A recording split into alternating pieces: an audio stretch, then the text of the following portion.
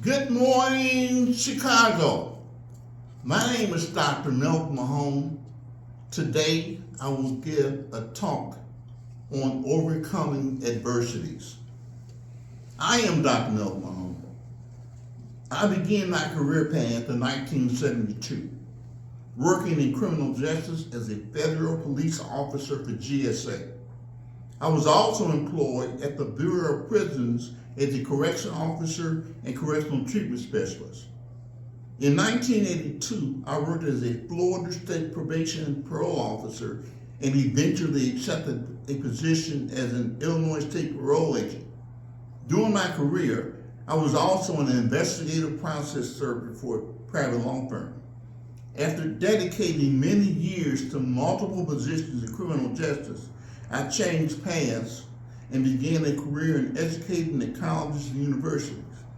I was the dean of Taylor Business Institute, located in Chicago, Illinois, a coordinator in criminal justice at Olympic College in Bremerton, Washington, and an adjunct professor at various higher learning institutions.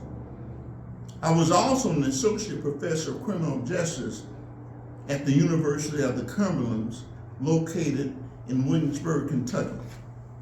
I am an ex-Marine, Vietnam combat veteran with a distinguished honorable discharge. In 2002, I graduated and earned a PhD in criminal justice with a special emphasis in corrections from the University Institute and University, located in Cincinnati. I attended public schools in Chicago, Illinois. I was homeless intermittently from 1987 until 1994. I lived on and off with relatives and in homeless shelters.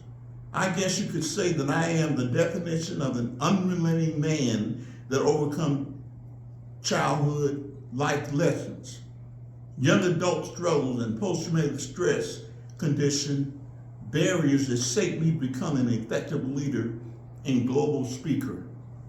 Everyone experiences adversity.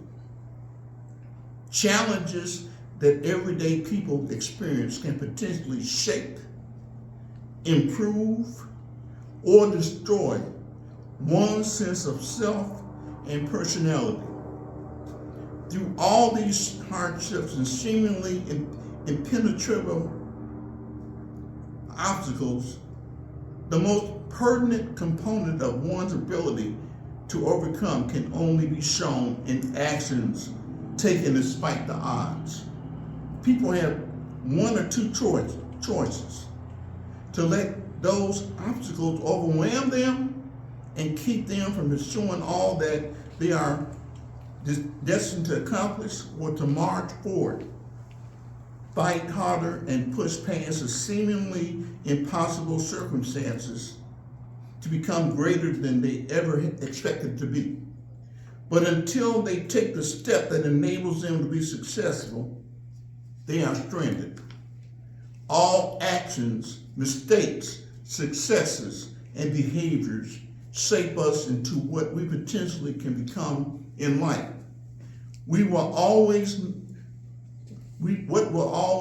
matter is our individual decisions and actions, not those of people around us, because at the end of the day, we are the ones who have to deal with ourselves. Struggles, challenges, and hard times offer you much more value than any other time in your life. You cannot grow without struggle. You cannot get stronger without resistance. Think about a time in your life that may have been hard but force you to become better.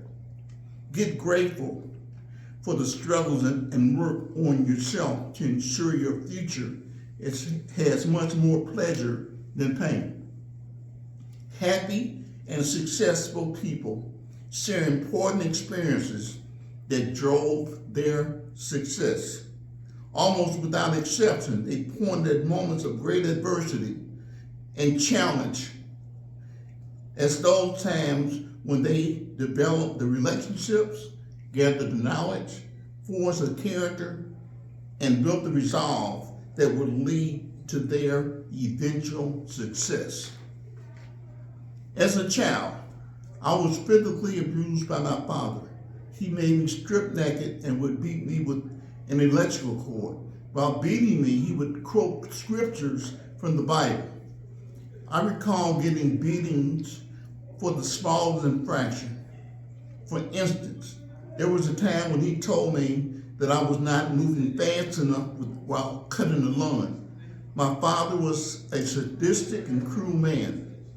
The key to overcoming challenges is to lean into fear and find the courage and energy to act in direct opposition to forces oppressing you. To do this, you must change your perspective on adversity. You can, in fact, manage your thoughts and emotions to harness the energy and creative potential of challenges and direct them toward positive growth in your life. Emotional adversity can be very powerful in transforming our lives for the better. This is the reason you often see individuals go through drastic changes when dealing with the passing of a loved one, a divorce, or even a near-death experience. This isn't meant to trivialize the seriousness of such experiences. It's a suggestion that we try to view them as more than simply negative.